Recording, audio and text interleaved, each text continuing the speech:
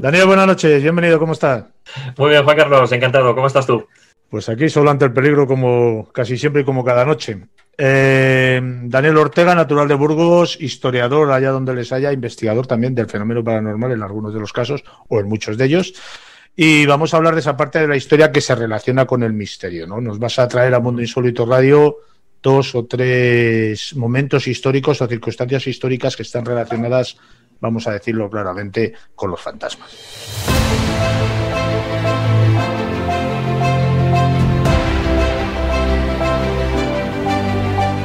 Sí, señor. Vamos a hablar de historia, vamos a intentar mezclar este apartado, que a veces hay gente que no cree en ello, pero vamos a ver que incluso en las guerras, las apariciones fantasmales o acontecimientos, vamos a llamarlo así, extraños, paranormales o sobrenaturales, pues también tienen lugar. Ya sabes que mi faceta es de escritor, sobre todo, de novelas históricas, novelas bélicas, pero cada una de ellas las trabajo sobre el papel, es decir, que me inflo a documentarme, me voy a los archivos, a los escenarios donde tuvieron lugar las batallas y demás.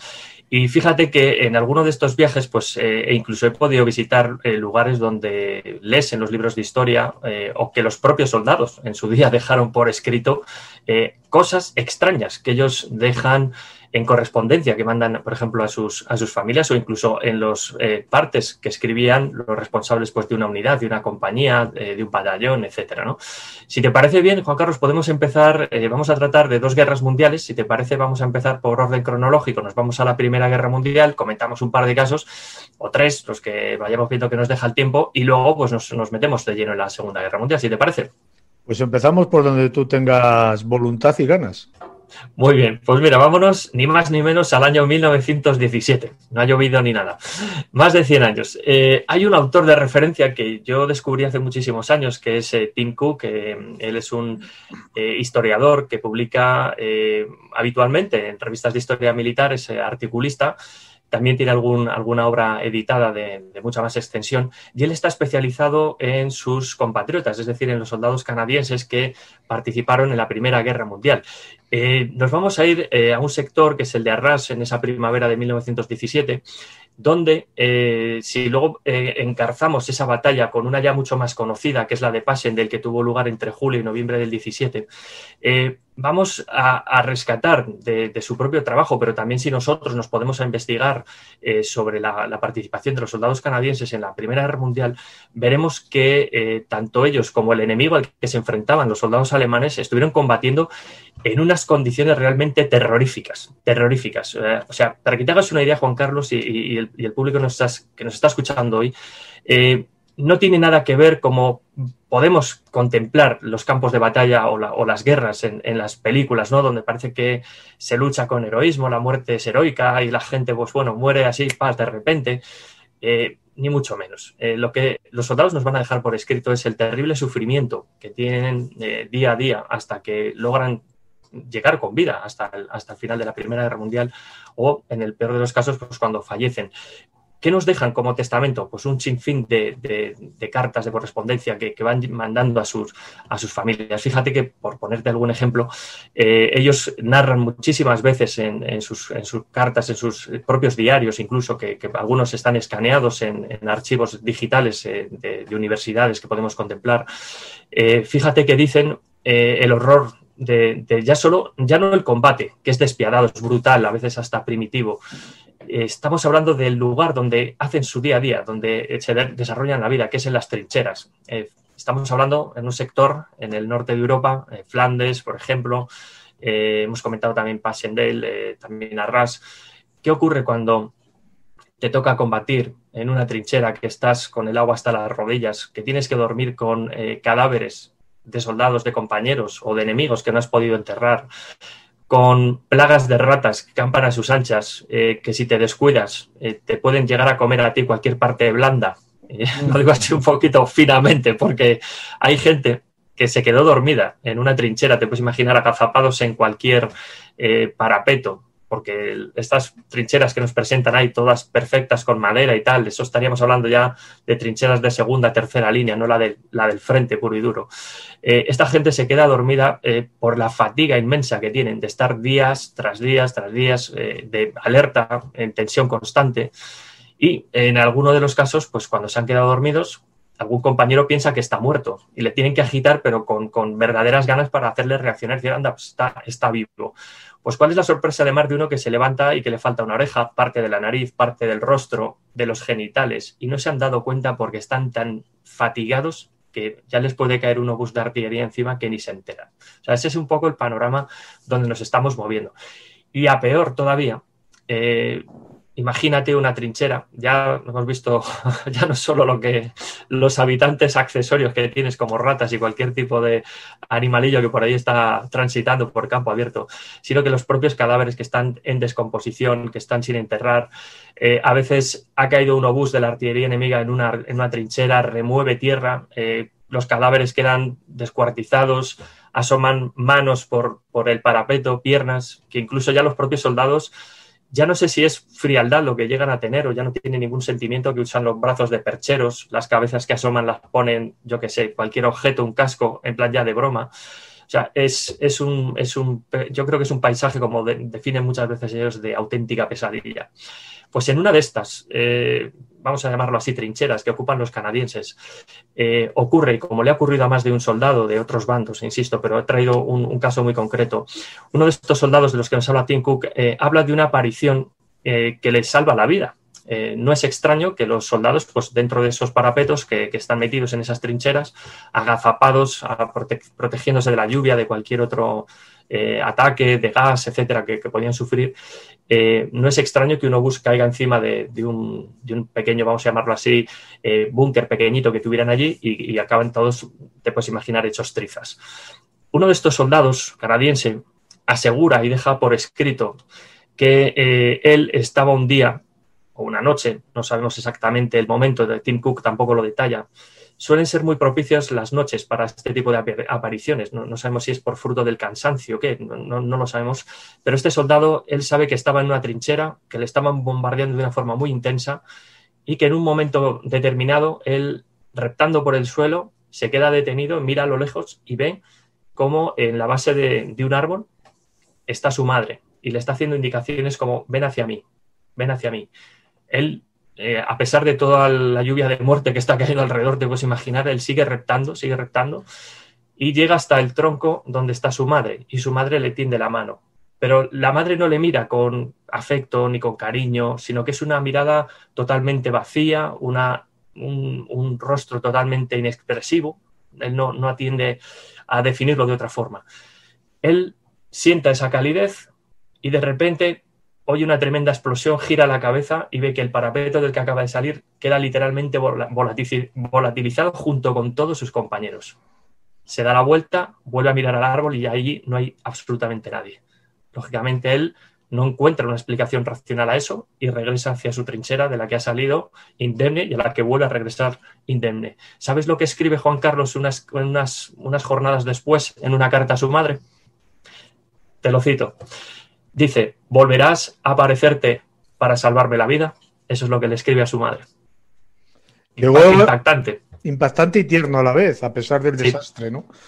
Pero así es. Pero es tierna la historia como tantas otras que surgieron en ambas guerras mundiales, ¿no? Uh-huh. ¿Llegó a este hombre a conversar con su madre en algún momento y certificar esa aparición? Tim Cook no deja claro, el historiador no deja claro que el soldado incluso llegase a sobrevivir. Lo que sí que está claro es que él mantiene una correspondencia durante el resto de los días que él se supone que sobrevive a la guerra, se supone, ya te digo, porque él entrevistó a muchos, o por lo menos obtuvo información de primera mano, y lo que sí que está claro es que el soldado tenía a su madre viva porque él la estaba escribiendo permanentemente a su casa. Por lo tanto, sabemos que la madre de este soldado en aquel 1917 estaba viva. No estaba muerta ni fue una aparición de ningún otro tipo extraña, que digamos de alguien muerto, ¿no? Sino que era una aparición, lo que le hace realmente interesante es que es de alguien vivo, en este caso. Por lo tanto, pudiera ser, extrapolándolo al fenómeno paranormal, una especie de viaje astral o algo similar, ¿no? Podría ser, efectivamente. Pues si te has quedado sorprendido con este caso de la Primera Guerra Mundial, he traído otro caso bastante, ya un poquito más conocido, que es el referente a los Ángeles de Mons. No sé si te suena así por encima el titular. que le he puesto. Bueno, Los Ángeles de Mons es un suceso también bastante inexplicable que luego veremos que tiene una base sólida, que no es inventado 100%, sino veremos que tiene una base sólida, pero que veremos cómo luego la prensa amarilla de la época juega a favor también de los soldados, en este caso británicos, para que de alguna forma les ayuden a ganar la Primera Guerra Mundial. En este caso nos encontramos en una zona de Bélgica, en Mons, una zona, digamos, fronteriza entre Francia y Bélgica, más o menos estamos hablando al norte, a unos 150 kilómetros, quédate con esta localidad de Agincourt, ¿vale? Tenemos porque luego es importante. En estos compases iniciales de la Primera Guerra Mundial, estamos hablando del verano de 1914, nos encontramos con que hay unos soldados en una noche, unos soldados británicos en una noche del 22 al 23 de agosto de 1914, que se quedan totalmente sorprendidos del fulgurante avance de las tropas alemanas. Ellos están, el ejército alemán del Kaiser Guillermo II, está ejecutando el plan Schlieffen, es decir, un movimiento que rodea por el norte de Europa para caer hacia París, con todos sus ejércitos, para hacer como un gran movimiento de tenaza, estrangular a todas las fuerzas que estaban combatiendo contra los alemanes y acabar la guerra de forma rapidísima. Pero vemos luego, la historia nos demuestra que el plan Schlieffen no funcionó muy bien y la guerra se prolongó durante nada más ni nada menos que 5 años, del 14 al 18. Nos encontramos, por lo tanto, en una noche de verano donde una unidad de soldados británicos está en plena huida, sale corriendo porque tiene a los soldados alemanes encima. La persecución, te puedes imaginar, pues una situación de caos en algunos momentos. La verdad que la tensión que estaban experimentando los soldados no podemos describirla, ni tú ni yo, que no hemos participado en una guerra, pero imagínate cuando tu vida está en peligro y ves que tienes a soldados alemanes que te están pisando los talones, ¿no? Y tú tienes que correr hacia, en este caso, dirección oeste para salvar tu vida. En este caso, los soldados llegan un momento en el que ya no pueden avanzar más y ven como una unidad de caballería alemana se les echa literalmente encima. Te puedes imaginar, caballos, jinetes, el estruendo que eso provoca, armados pues o con sables o con los típicos fusiles de la Primera Guerra Mundial que llevaban estos soldados, y están a punto de dar caza y masacrar a estos soldados, que te puedes imaginar un ataque de caballería contra una unidad de infantería que no esté muy bien parapetada, no tienen prácticamente nada que hacer. Eso es lo que están sintiendo en ese momento los ingleses, están presenciando que les viene un rodillo hacia ellos y que les va a aniquilar. Pues resulta que en cierto momento alguien, no sabemos por qué, empieza a darse cuenta de que la caballería, que los caballos de los alemanes empiezan a encabritarse, empiezan a relinchar como presa del pánico. Eso lo empieza viendo un soldado británico, luego lo ve otro así, hasta que casi la totalidad de la unidad atestigua cómo los caballos alemanes se empiezan a encabritar y sin ningún tipo de disparo dan media vuelta a los alemanes y salen en estampida porque no pueden controlar a sus monturas. Imagínate lo que pudieron sentir los británicos, madre mía, de la que nos hemos librado. Bueno, días después, un autor, Arthur Machen, deja por escrito lo que estos soldados experimentan en el campo de batalla. Bueno, hasta ahí, más o menos, lo real. Es decir, los soldados empiezan a contar sus relatos, empiezan a escribir correspondencias a casa y aseguran que algo en el cielo, un fulgor resplandeciente, que incluso algunos dicen que tienen formas humanoides, con forma de soldados o seres que disparan arcos de luz y que están acertando a la caballería alemana, a la caballería enemiga. Y eso lo dejan por escrito y lo mandan a sus casas. Arthur Machen, este autor, empieza a recoger esos testimonios y escribe un testimonio que luego terminó en la prensa. Fíjate, esto es lo que ellos llaman, o el propio autor llaman, Los Ángeles de Mons. Fíjate, Juan Carlos, 1914, ni por asomo la gente tenía idea de lo que... nadie, yo creo, me atrevería a decir, en el mundo tendría capacidad de entender el fenómeno paranormal como lo entendemos hoy. Yo creo que nadie o casi nadie. Alguien asegura que ve una luz en el cielo, una forma humanoide que dispara, que empieza, varias, ¿de acuerdo? O sea, no solo una, varias, y que en forma de hilera varias personas resplandecientes empiezan a disparar arcos contra el enemigo. Y dices, madre mía, ¿esto qué leches es? O sea, es algo que los soldados ni se explican. Yo tengo claro, he entrevistado durante la documentación de varias de mis obras a múltiples soldados, te puedes imaginar, y cuando ellos están en una situación de extrema tensión, la cabeza puede llegar a imaginar cosas disparatadas de todo tipo. En este caso, los soldados británicos está claro que se agarraron a un clavo ardiendo. Ellos ven o pretenden o creen que ven una aparición en el cielo, forma de arqueros que dispara al enemigo y les hace huir. Y eso lo deja Arthur Machen por escrito en la prensa y se hace viral, como diríamos hoy, un relato viral.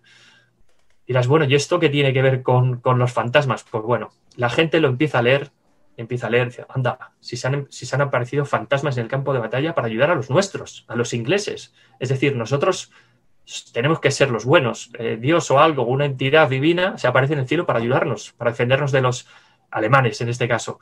Por lo tanto, tenemos a Dios de nuestra parte. Ese es el clavo ardiendo al que se agarra, ya no solo los soldados, sino una sociedad que ve que tiene que ganar esa guerra porque su razón o su perspectiva de entender el mundo en ese momento es el correcto. Y incluso Dios o la entidad que sea les viene a ayudar. Bueno, fíjate lo realmente curioso. Dirás, bueno, ¿esto qué tiene que ver? Bueno, si nos retrotraemos 500 años y nos vamos a 1915, en Agincourt, esa ciudad que sí que te he comentado antes, tuvo lugar... Has dicho 500 años, 1915, creo que te has liado, ¿no? Nos iríamos a 1415, 500 años para atrás, 1415, sí. Más o menos. Ahí tiene lugar una fiera batalla entre arqueros e infantería británica, ingleses, contra franceses. Los ingleses se calcula que eran, al servicio de Enrique V de Inglaterra, unos 6.000 a 9.000 soldados y se tenían que enfrentar a los hombres de Carlos VI, que en el mejor de los casos eran 12.000 y en el peor 36.000. Es decir, que les duplicaban, triplicaban y bueno, una barbaridad. Esa sensación de angustia también la tenían aquellos ingleses 500 años antes. Pero ¿qué ocurre? Que eran unos maestros con el tiro del arco largo y masacraron a su enemigo, masacraron a los franceses y fueron vencedores en esa batalla de Agincourt.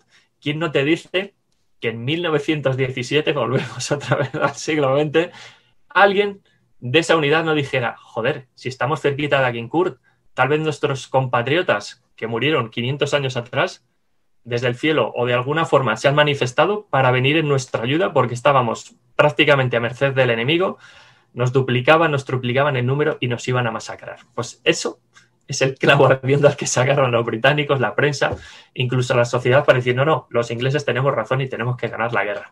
Fíjate, hasta la prensa llega este relato. Bueno, pero no sé, entre la anterior historia y esta, a lo largo de los tiempos siempre ha habido aquellos que han llamado los guardianes, ¿no? No sé si sabes de lo que estoy hablando, ¿no? Los guardianes y luego esas voces, por decirlo de alguna manera, o esas casualidades que te impiden, no sé, embarcarte en el Titanic, por ejemplo, o subirte a un avión que momentos después o horas después se estrella. Y siempre ha habido estas circunstancias, llámalo divino, llámalo paranormal, que a muchas personas han salvado la vida, entre comillas, han salvado. Tú imagínate, Juan Carlos, en mitad de una guerra y que varios soldados, o sea, que no solo lo ve uno, o sea, que muchas veces la histeria colectiva, vamos a llamarlo así, hace que esto llegue a través de la correspondencia, a través del boca a boca, llega a Inglaterra y la propia prensa se hace eco. Sí que es cierto que luego Arthur Machen reconoció que tal vez lo que los soldados británicos vieron fue fruto de su imaginación, que alguien sabía un poquito de la historia de lo que había ocurrido en Agincourt y que... Ya, pero podía ser, Dani, podía ser, Dani, también meteoritos. Por ejemplo. ¿verdad? Noche de verano despejada. Claro, eso, por eso digo, que podían ser unos meteoritos que ven durante esa noche e interpretarlos fruto del cansancio y de la necesidad psicológica. Lo puedan interpretar a una manera...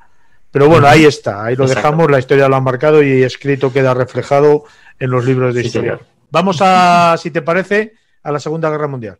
Venga, pegamos un salto, nos vamos, no abandonamos a los ingleses, en este caso nos vamos a la isla, a Inglaterra, y vamos a ir a una suerte de triángulo de las Bermudas, como así lo han llamado, pero en tierra firme, ¿vale? En este caso nos vamos a ir a un lugar que llaman Dark Peak, que está situado, es un área boscosa, muy frondosa, entre Manchester y Sheffield. Estamos entonces en la zona centro-norte de las Islas Británicas.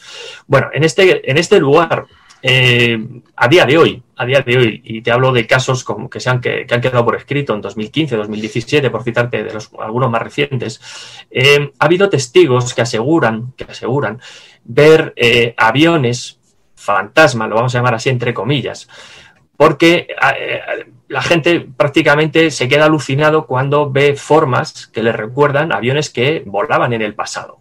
Tú, por ejemplo, si tú y yo nos vamos al monte con los oyentes del programa, nos vamos por allí, con todos nuestros amigos que nos están escuchando ahora, y nos subimos a lo alto de un monte y empezamos a ver que pasan aviones, lo normal es que tú les escuches los motores, ¿de acuerdo? Si es un caza te deja sordo, literalmente, si es un avión de pasajeros comercial que vuela muy alto, pues puedes llegar a escuchar el avión. Bueno, en este caso, en esta zona, como comento, entre Sheffield y Manchester, ya sabes que durante la Segunda Guerra Mundial, tanto los Estados Unidos, la Fuerza Aérea de los Estados Unidos, como la propia RAF, la Royal Air Force, o Fuerza Aérea Británica, tenían múltiples bases desde las que partían sus bombarderos para hostigar a los alemanes en su país o bien en Francia, donde tocase bombardear. Por lo tanto, no era raro que un mogollón de aviones, vamos a decirlo así, miles de aviones a lo largo de un año o de varios años de guerra, surcasen los cielos de un lado al otro del Canal de la Mancha. Bien, ¿qué ocurre durante una operación de bombardeo, una operación de vuelo normal de reconocimiento para ir a fotografiar las instalaciones del enemigo? Pues lo normal es que tengas alguna baja dentro de toda tu escuadra, de tu escuadrón, de tu ala de combate. Esto es lo que ocurre normalmente en territorio enemigo. Tú vas con tu unidad, entra en acción la artillería antiaérea, te tocan un avión, dos, los que sean, y caen, pum, en territorio enemigo. Otras veces, los aviones, cuando regresan de esas misiones, se estrellan en suelo propio. ¿Por qué? Porque o les falta el combustible y intentan llegar de cualquier forma a su base de origen, o se ven obligados a tomar tierra de forma, que como se suele llamar en el argot, un aterrizaje por las bravas, un aterrizaje de emergencia, o bien que son los daños, tienen tal envergadura los daños que han sufrido en el fuselaje, en la estructura del avión, que el avión no puede más, revienta, pum, y se cae al suelo, ¿vale? Es decir, que no es raro que en territorio propio los aviones se estrellen. Bueno, pues este triángulo de las Bermudas, en zona seca, vamos a llamarlo así, de Dark Peak, entre Manchester y Sheffield, es popular porque casi desde los orígenes de la aviación, ahí no es que se haya estrellado un avión o dos o tres, o sea, se han estrellado decenas de aviones, y sobre todo en la época de la Segunda Guerra Mundial.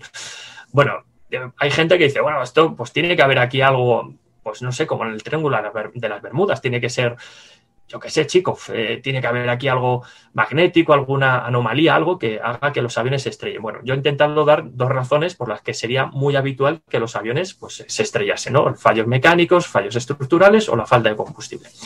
Bueno, pues hace muy poco, y te digo casos 2015-2017, pero también durante décadas previas, inclusive después de la Segunda Guerra Mundial, varios testigos aseguran, inclusive expilotos de la fuerza de combate o aviación comercial, aseguran, pero vamos, taxativamente, que han visto aviones Liberator de los Estados Unidos o Lancaster, que son un poquito más pequeños, de los británicos, de los ingleses, que regresaban en dirección del Canal de la Mancha hacia las islas y que pasaban por encima de ellos. Unos muy altos, otros a media altura y otros prácticamente sobrevolándoles por encima de las cabezas.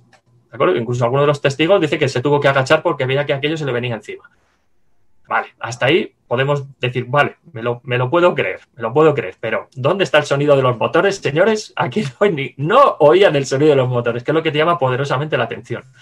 Bien, tú ya sabes que a mí me encanta la historia y siempre que puedo, pues si puedo ir a alguna exhibición aérea histórica, pues voy, tanto en España como en el extranjero, y me quedo alucinado viendo los aparatos de hace décadas, ¿no? Bueno, lo primero que claro, la gente que cuando va a dar eco de esto en la prensa o la gente que nos gusta estos temas y te pones a investigar, dices, bueno, a ver, ¿dónde han visto esto? Vale, pues te vas al triángulo, entre comillas, de las Bermudas, que tienen ahí el suelo británico. Y dices, bueno, a ver, ¿había exhibiciones aéreas en esa época? ¿En ese momento en el que Testigo lo vio? No, no había. Dices, joder, esto, vale, bueno, pues bueno, vamos a por otro supuesto. ¿Algún aeródromo que tuviese algún aparato histórico lo ha trasladado de uno a otro para alguna reparación, para una donación de un museo a otro? Tampoco. Dices, joder, vas a los registros, ya sabes que todo queda registrado en los aeropuertos, ¿no? En los aeródromos. Uno despega, tal vuelo, se va a tal sitio, tal aparato. Regresa, no sé qué. Nada, cero. Ni un Lancaster, ni un Liberator, ni un Dakota, aviones de transporte, nada. Absolutamente nada. Por lo tanto, ¿qué han visto estos testigos? Fruto de su imaginación. Estamos acostumbrados a ver apariciones fantasmales de personas, de seres que ya no están vivos, o como hemos visto ahora, una especie de viaje astral, como hemos visto con el soldado canadiense. ¿Y esto? ¿Cómo lo podríamos definir? Tú aquí controlas mucho más que yo, Juan Carlos. No te creas. Pero... choca muchísimo que no se viera ni el combustible, ¿no? Por ejemplo, porque yo me imagino que eso dejaría... Yo no entiendo mucho de aviación, pero me imagino que en aquella época... una estela o algo. Una estela, porque eran aparatos rudimentarios que si hoy en día les vemos, a muchos nos acojonaría subirnos. Porque no te creas que... hablando mal, porque no te creas que no eran tan seguros como parecen ser que eran. Exacto. ¿Sabes? Pero dejarían una especie de estela, o algo que viera que están en marcha, como si tuvieran un motor, aunque no lo oyeses por lo que fuera, pero si tampoco estaba la estela esa, pues algo se nos escapa, ¿no? Claro, es que si tú ves, por ejemplo, un avión que hemos visto en películas o en tomas caseras de alguien que ha visto un siniestro aéreo, que lo ha atestiguado y lo ha dejado grabado, si hay un motor que está tocado, que ese avión pues está renqueante ahí para llegar a un aeródromo o hacer un aterrizaje de emergencia, todo el humo que va quedando detrás pues configuraría esa estela que decimos, o si tiene una fuga de combustible, yo qué sé, pues veríamos ese spray que va quedando detrás de él, o sea, algo tal. Pero claro, aquí los testigos lo primero que dicen es que no escuchan el motor, que no escuchan absolutamente nada, y dice, joder, si es que tenía que estar escuchándose de tal avión no sé cuántos motores, y es que no escucho nada. Pero claro, luego te vas a sitio... Luego, claro, llama muchísimo la atención que es que no es que les vieran desde lejos y que lo pudieran interpretar, ¿no? Fruto de su imaginación. Es que les veían hasta el punto de que tú has mencionado que algunos se agachaban de tan cercano como les veían, ¿no? Así es, que a ver, que luego igual el típico testigo de turno pues ha adornado un poco más la historia, pues no te quiero decir que no, pero chico, han visto algo y no ha sido solo uno, o sea que es algo está ocurriendo en ese lugar o algo, alguna manifestación energética, algún poder tendrá ese lugar para que tanta gente lo haya visto. Y luego pues por terminar este caso, este matiz, a mí algo que me ha llamado la atención mucho, yo recuerdo que uno de los primeros escenarios de guerra que vi, y ya te digo, llevo más de 20 años visitando escenarios de guerra, fue Belchite, y en Belchite han quedado registradas psicofonías de motores de aviones. O sea, dices, bueno, sí, las voces de personas, lo que tú quieras, pero también quedan psicofonías, y por ponerte un ejemplo, en Belchite hay un registro de una psicofonía de un avión. O sea, que se escucha a lo lejos. Tú tienes suerte porque te pillas más cerca Belchite que a mí. Un poquito. Yo he estado también varias veces y sí que se recogen registros a nivel psicofónico, pero nunca jamás hemos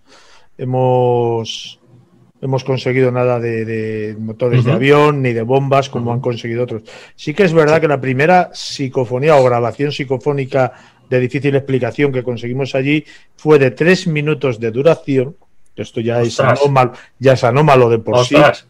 Se oían voces de niños y mujeres gritando. O sea, las típicas voces, entre comillas típicas, voces de personas que están huyendo de una circunstancia traumática como pudiera ser una guerra o un bombardeo, ¿no?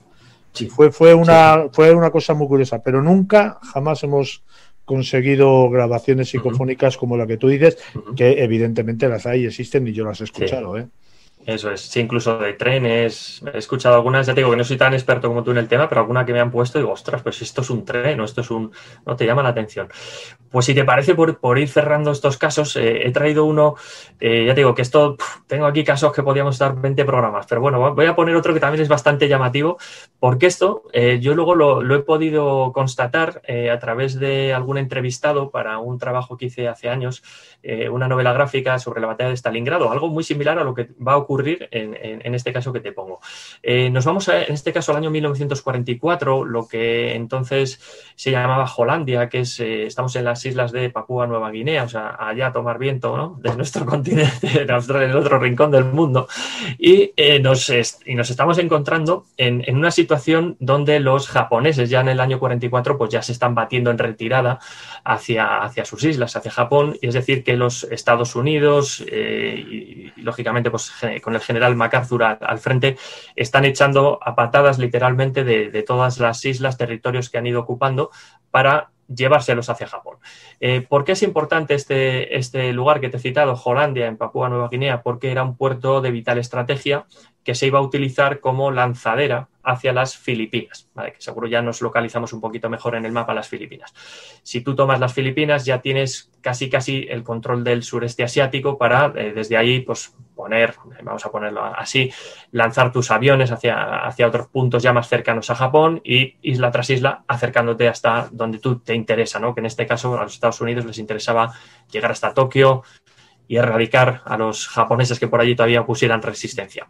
Fíjate la tensión, vamos otra vez a una situación de extrema necesidad, donde los japoneses en esas inmediaciones del puerto de Hollandia, como te puedes imaginar, cualquier puerto que sea de vital importancia, como es este en concreto, están muy bien protegidos. Algunos están mejor, otras veces peor, pero siempre van a estar dotados de cañones de artillería antiaérea, cañones de artillería costera para atizar a todo el barco que pillen a varios kilómetros a la redonda. Y nos vamos a centrar solamente en un cañón que estaba antiaéreo, que estaba muy cerquita de este lugar. El combate en este lugar, en Hollandia, como te puedes imaginar, en todas las islas del Pacífico, fue brutal, fue despiadado. Las bajas se pueden sumar por miles. Nada que ver, lógicamente, con el frente ruso, donde las batallas se saldaban en decenas o en cientos de miles de bajas. Aquí estamos en otro frente, no tan sangriento como comparando con el frente ruso, pero no por ello menos atroz. Y en este caso los soldados japoneses, pues ya sabes cómo es su código de honor en aquella época, que antes que rendirse, antes que caer en ese deshonor, pues preferían la muerte, ¿no? Es decir, que iban a estar combatiendo hasta el último hombre. Los americanos se acercan, empiezan a rodear la isla, empiezan a avanzar terreno adentro y cuando llegan a este cañón, pues te puedes imaginar lo que ocurre con su dotación. No queda títere con cabeza, ¿vale? Todos se tienen que poner a defenderse ahí hasta el último hombre. Ya sabes que muchas veces pues los japoneses se lanzan en cargas suicidas pues con alarma blanca o disparando lo que les queda de munición y les da igual llevarse a 8 que a 80. El caso es que allí no queda títere con cabeza y quedan totalmente exterminados.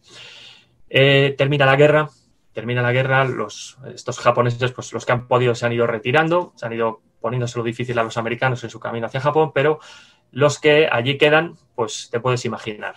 Muchas veces los cuerpos insepultos, otras veces pues los entierran en fosas comunes. El caso es que cuando concluye la guerra y ya nos metemos en la década de los años 50, la población que vive cerca de ese puerto, lógicamente, aunque la guerra termine, pues la vida continúa. La gente tiene que volver a hacer su vida.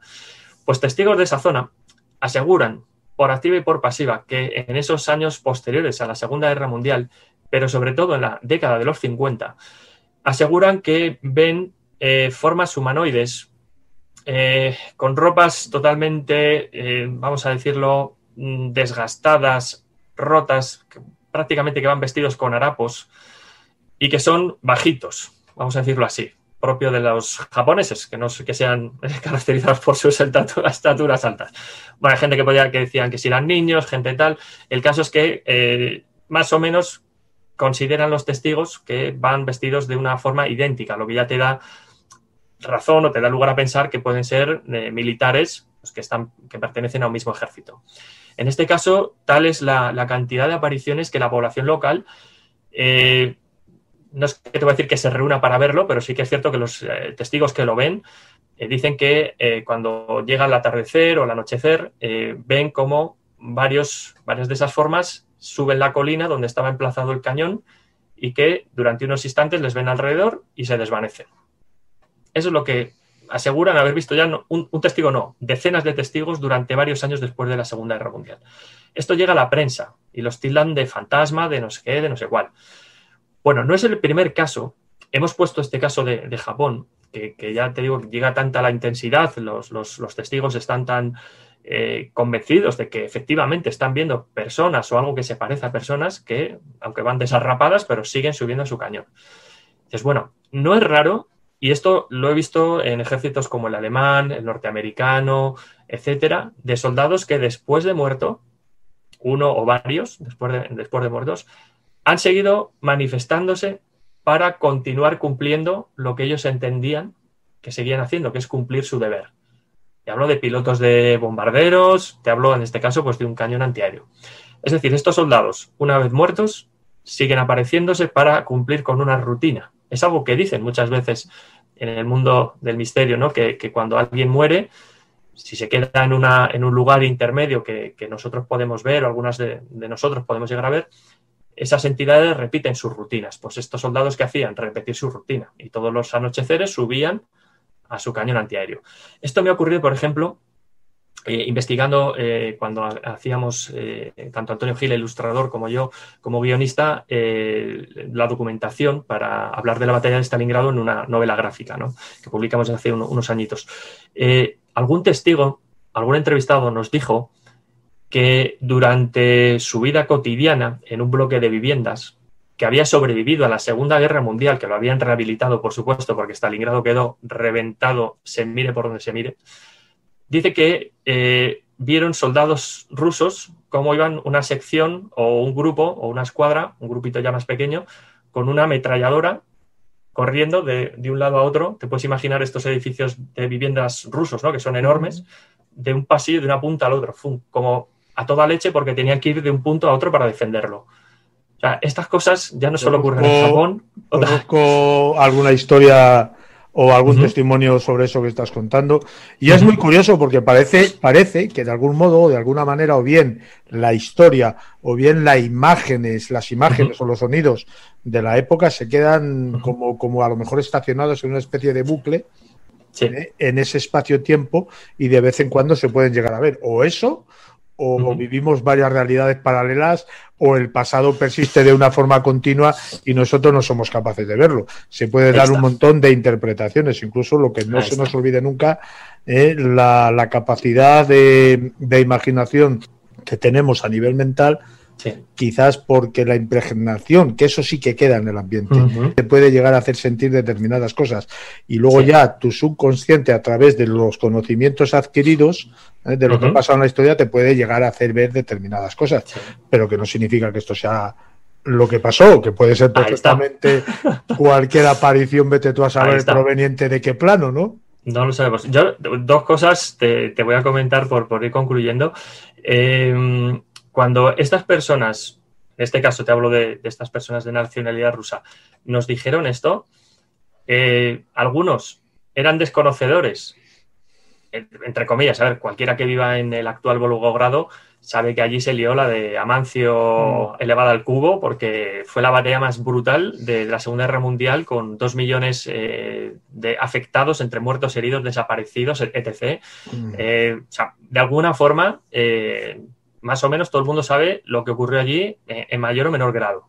También es cierto que, visto cómo nos viene la juventud actualmente, pues algunos no tienen ni idea de lo que ocurrió. Pero bueno, en estos casos, alguno de los testigos asegura desconocer lo que ocurrió en su bloque donde estás viviendo actualmente, ¿vale? Y a lo mejor en su lugar, luego te pones a buscar, ¿no? Pues en los diarios de operaciones, te pones a buscar información de qué ocurrió en aquel punto en concreto y dices, joder, si aquí hubo se montó aquí una cojonuda. Y no es extraño que una sección de ametralladoras esté circulando de un punto a otro, ¿no? Y ya te digo, que algunos simplemente dicen, no, a mí he visto, o me ha contado una vecina que ha visto a señores vestidos de soldados de un lado para otro, corriendo. Bueno, pues vale, lo has visto, ¿no? De acuerdo. Lo segundo que te quería comentar, lo que has dicho, un apunte muy interesante. Toda esta energía negativa, que no deja de ser nosotros, los humanos, no dejamos de ser mecanismos, vamos a llamarlo así, que estamos alimentados por energía electroquímica o bioquímica, o como lo quieras llamar, de alguna forma nuestras experiencias, positivas o negativas, dejamos huella. Está claro que dejamos impregnado algo de nosotros en esos escenarios donde sufrimos experiencias traumáticas o experiencias muy, muy felices, ¿no? Ya te digo, yo llevo más de 20 años visitando campos de batalla y te puedo asegurar que yo de verdad, ya me conoces ya hace tiempo, mi base de formación es jurídica, estoy acostumbrado a demostrar todo con el documento, el papel, etc., etc., pero chicos, las sensaciones, y yo no es que sea escéptico 100%, pero sí que me gusta buscar una explicación histórica, como hemos intentado hacer hoy, y decir, a ver, ¿esto por qué ocurrió así o por qué la gente reacciona así? Pues yo te puedo asegurar, de verdad, Juan Carlos, que en más de un sitio, más de un campo de batalla, he sentido sensaciones como de que me están observando, el típico descenso de temperaturas que muchas veces augura una posible aparición de algo. He sentido como una presión que se puede traducir en angustia, de verdad, o sea, y dices, madre mía, o sea, esto a veces son campos de batalla que he visitado por primera vez y que no había estudiado previamente qué es lo que ocurre allí, y otros todo lo contrario, chico, y esto es así, las sensaciones son así, somos libres de sentir, y muchas veces en los campos de batalla se sienten, no sé cómo decirte, ciertas sensaciones, o se experimentan ciertas sensaciones como la angustia, tal vez, no voy a decir un temor, pero sí como que estás vigilado y que estás en un lugar que infunde respeto. Seguro que más de uno de los que nos está escuchando ahora mismo sabe perfectamente lo que estamos hablando. Hay gente que se queda, yo qué sé, pues que está muy acostumbrada a estar con gente y se queda un día solo en casa y percibe ciertas cosas, ¿no? Dice, joder, pues he sentido esto, o cierto temor, o cierto miedo, o cuando entras a una vivienda abandonada. Yo me acuerdo con Jorge Ríos, al que aprovecho para saludarle desde aquí, alguna vez que me he llevado a algún sitio que yo desconocía totalmente, o relacionado con temas bélicos o no, y decirle, joder, pues yo aquí me siento estupendamente, o noto ciertas sensaciones, otras veces no sienten nada, tal, y yo, insisto, no soy una persona de ese perfil que se puede llamar de personas sensoriales o sensitivas, pero sí que es cierto que en algún sitio le he dicho, anda, pues yo aquí, joder, me he sentido como hasta con cierta alegría, ¿no? Y luego te cuenta, pues mira, efectivamente, aquí tal, y justo en la puerta de al lado, pues ocurrió tal tragedia, pero aquí todo lo contrario, y te quedas asombrado y dices, madre mía. Pero otras veces, insisto, en los campos de batalla, independientemente si sabes lo que ocurrió o no, hay gente que se pone pálida, se pone blanca. O sea, nota una angustia que dices, madre mía, tú piensas, sobre todo en los campos de batalla de la Primera Guerra Mundial, que en muy pocos kilómetros cuadrados de extensión, de frentes a veces muy reducidos, jóvenes europeos, aquí no hablo de vencedores o vencidos, ganadores o perdedores, aquí hablo de afectados, porque en una guerra no hay ni vencedores ni vencidos, solo hay perdedores, por desgracia, y muchas veces es la población civil la que paga todas las consecuencias. Fíjate que en esos campos de batalla morían en una batalla decenas de miles, o sea, no te hablo de 1000, te hablo decenas de miles en cuestión de horas, todo ese sufrimiento, que muchas veces morían de formas espantosas, que se quedaban desangrándose al sol en pleno verano o en un invierno crudo como el de aquellos años del 14 al 18, se quedaban allí abandonados a su suerte sin que nadie les pudiera socorrer. La cantidad de angustia, la cantidad de energía negativa que hay en esos campos de batalla es indescriptible, y no me extrañaría que mucha gente, pues como es mi caso, es el tuyo, es el de mucha gente, sienta estas energías negativas que se han quedado ahí plasmadas y que perduran más allá de un siglo desde que ocurrieron los hechos. Algo hay, Daniel, que se nos escapa a nuestro entender físico-material, ¿no? Que no sé, eso, por lo menos para mí me es muy difícil de poder explicar. Y lo dejamos ahí.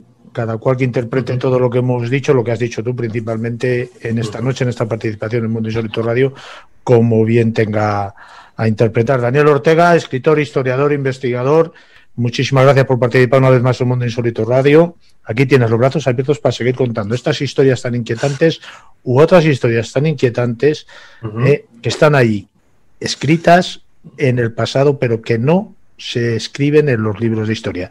Daniel, un fuerte abrazo. Muchas gracias, un fuerte abrazo.